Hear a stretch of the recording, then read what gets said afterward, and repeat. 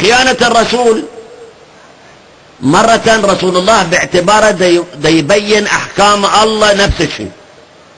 كل من يعصي رسول الله يعصيه في أحكامه، في سنته، في سيرته، في أخلاقه، في أوامره، في نواهيه، في تعاليمه، فقد خان رسول الله. خيانة الرسول شنو؟ مثال أضرب لك حتى تعرف الخيانة من أبرز من خان.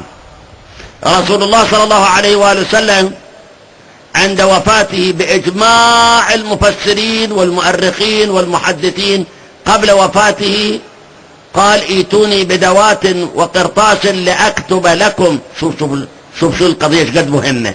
لأكتب لكم كتابا لن تضلوا بعدي أبدا.